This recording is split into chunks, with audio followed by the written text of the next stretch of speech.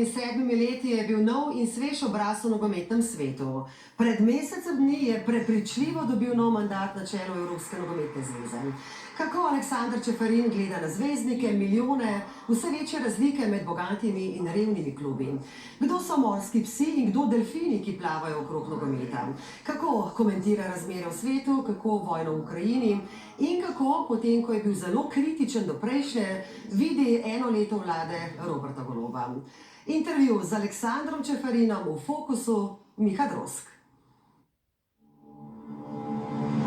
Mislim, da je nogomet bil tisti, ki je dajal ljudem neko upanje.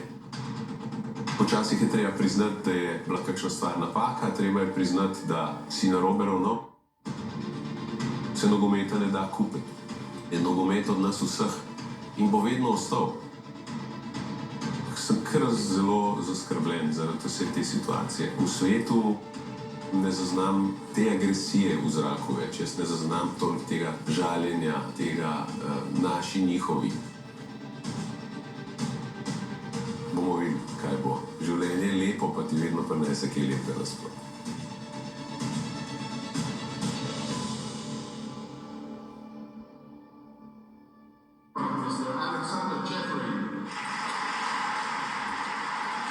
Brez protikandidata soglasno s podporo vseh 55 nacionalnih zvez že drugič, a kljub temu, dobra 2 tedna po ponovni izvolitvi pripoveduje v domačem Grosuplju, to še zdaleč ni nekaj samoumevnega. Težko je dobiti podporo vseh 55 zvez. Mi imamo od največjih kot so Anglija in Nemčija do San Marina, Andore in Gibraltarja. Zdaj, kdor misli, da se te ljudi da prisiliti, da te podprejo, se moti, ne?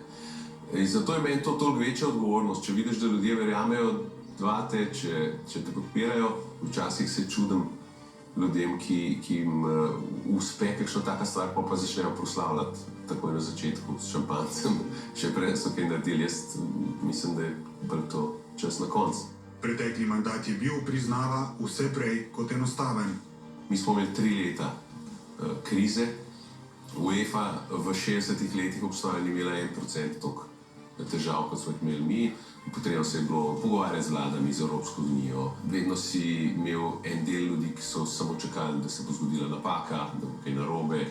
Ampak jaz mislim, da je nogomet tudi, ali pa predvsem bil tisti, ki je dajal ljudem neko upanje.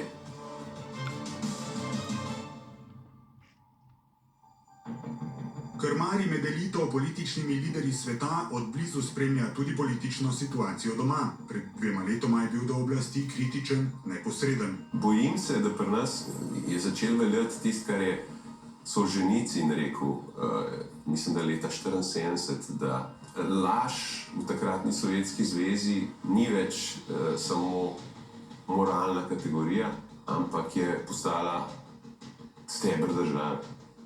In tega imamo, po mojem, ali pa ima kar večina Slovencev počasi dovolj. Postal je državni sovražnik številka 1, tarča napadov, blatenja, poskusov diskreditacije. Zdaj o tem pravi, niti ne razmišlja več.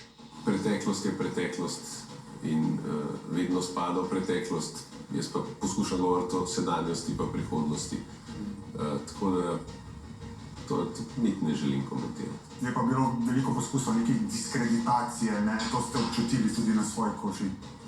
Ja, malo sem, je pa res, da jaz teh strankarskih medijev ne spremljam toliko. Vsake toliko časa mi je kdo povedal, da je kaj, ampak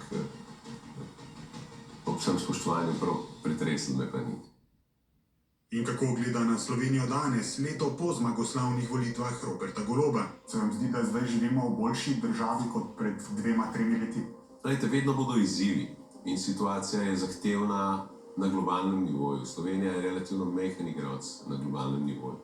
Dejstvo pa je, da vsaj jaz, kakor vidim, ne zaznam te agresije v zraku več. Jaz ne zaznam toliko tega žaljenja, tega naši njihovi.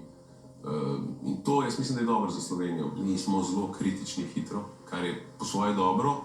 Po drugi strani pa je v kakšni situaciji dobro imeti tudi malo potrpljenja pa videti, kakšni bodo rezultati. Tako da jaz mislim, da nam gre kar dobro. Se pogosto videvate s predsednikom vlade? Občasno se vidiva, jaz sem pač veliko v tujini, ona tudi veliko dela, veliko potuje, ampak občasno se srečam. Kako pa vidite to eno leto vladanja te nove vlade? Ni skrivnost, ne, da je bil Robert Golob nekako tudi vaša izbira. Zdaj, jaz nisem politični strokovnjak, niti se mi ne bi zdelo korektno, da komentiram delo vlade. Lahko pa sam ponovim to, kar sem rekel, da kolikor Roberta Goloba poznam, mislim, da se iskreno trudi, da bi naredil čim več dobrih stvari in da je v principu dober človek. In je to po moje pomembna stvar. Tudi ta vlada ima, kot kaže, veliko težave s komunikacijo. Ne? Enkrat rečejo, da davčna reforma bo, naslednji dan, da je ne bo, enkrat odstrel medvedov bo, pa drugi dan spet ne bo. Kako vi dejansko gledate na to z tega nekega komunikacijskega stališča tudi? Sigurno so kakšne komunikacije nesprejetne, ampak jaz mislim, da moramo v končni fazi počakati, kaj bo naredil. In da se moramo na to skoncentrirati ob vseh interesih, ob vseh lobijih, ob vseh napadih, takih in drugačnih. Verjetno rabiš nekaj časa, da se malo znajdeš, kako je potrebno komunicirati. Tako si jaz mislim. Ampak jaz bi se predvsem osredotočil na to, kaj bo ta vlada naredila, pa se ne bi ukvarjal z določenimi stvarmi, s katerimi se zdaj ukvarja. Moč, vpliv, tesne vezi prvega moža UEFA odpira vrata priložnosti Sloveniji. To je očitno prepoznala tudi nova vlada. Govoril sem s premierjem Golobom, govoril sem z ministrom za gospodarstvo Matjažem Hanom, potem sem o drugih temah govoril z zunanjo ministrico Tanjo Fajon in z predsednico države Natašo Pirc Musar. Tako da jaz bom pač poskusil narediti, kar lahko, ali pa na strani naše politike bojo to znali izkoristiti. Ker prejšnja vlada se na vas ni obračala, ne? Ne v pozitivnem smislu.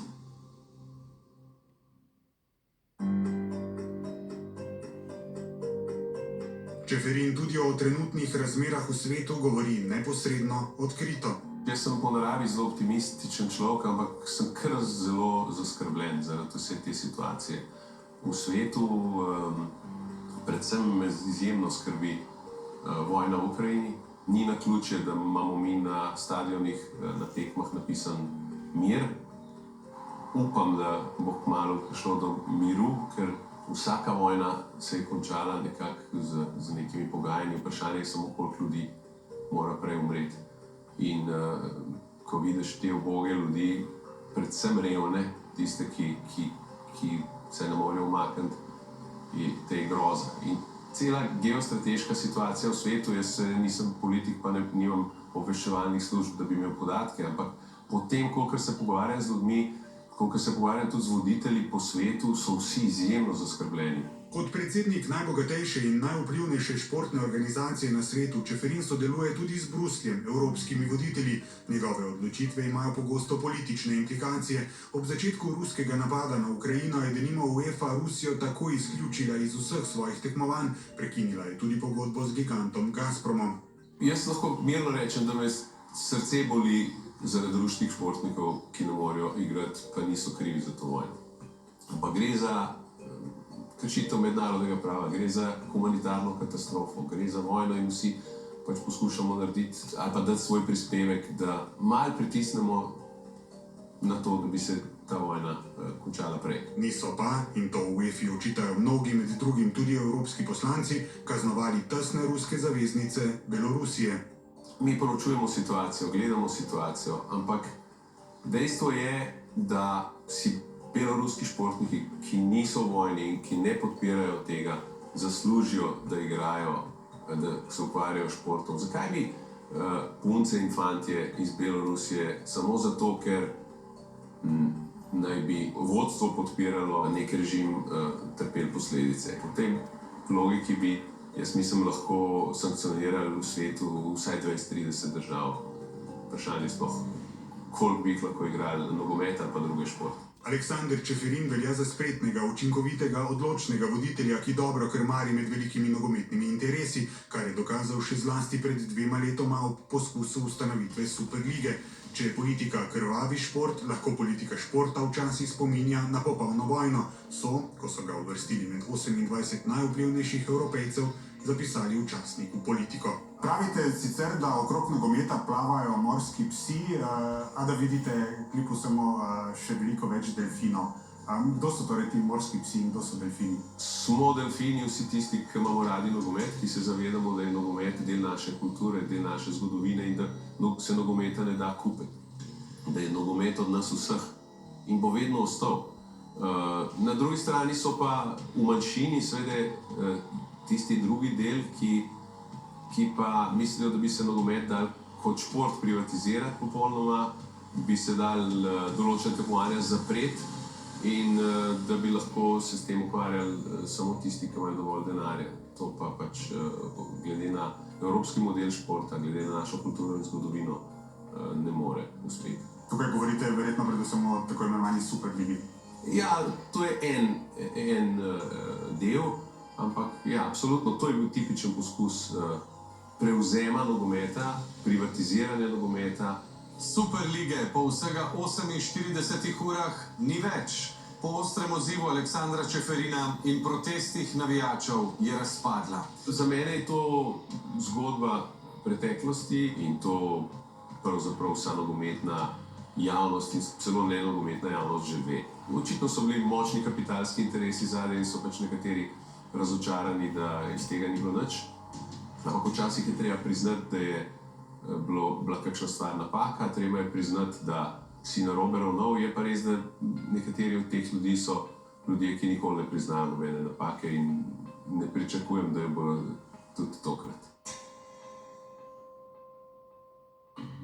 Ena glavnih prioritet UEFA, organizacije, ki bo imela v sezoni 2023-2024 več kot 6 milijard evrov in pol prihodkov, kar bo nov rekord, bo sicer zmanjšati vse večjo finančno vrzel med najbogatejšimi klubi in njihovimi zasledovalci. Mi smo uvedli novo pravilo, ki bo veljalo od leta 2024, po katerem bo klub lahko porabil za plače in transferje največ do 70% vseh svojih prihodkov.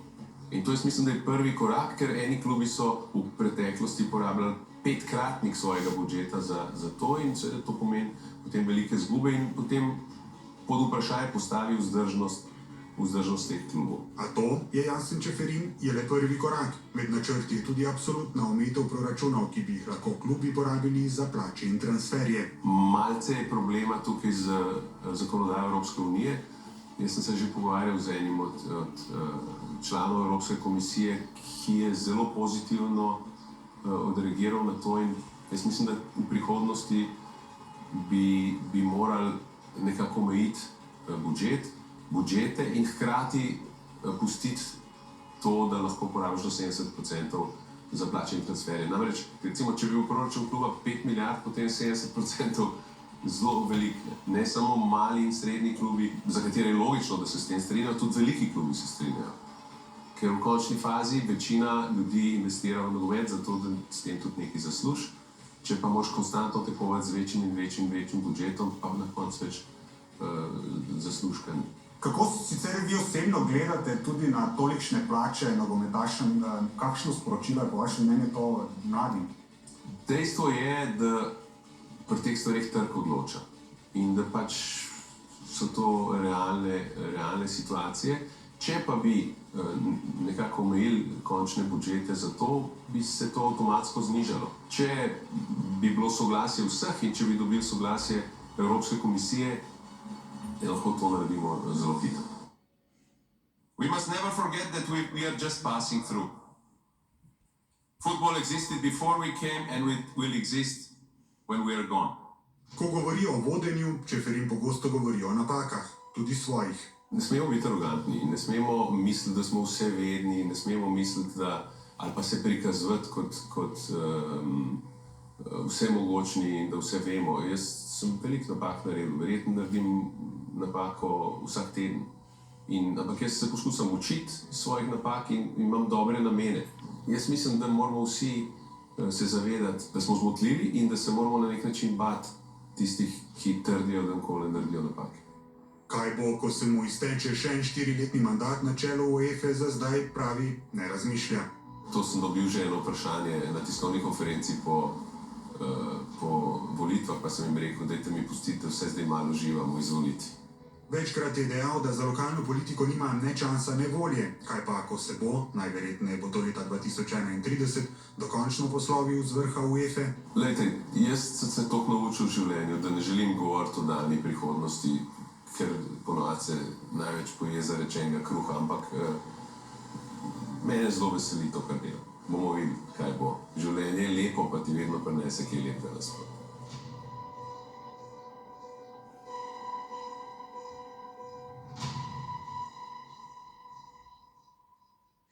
Ja, tudi v nadaljevanju oddaje v športu o nogometu.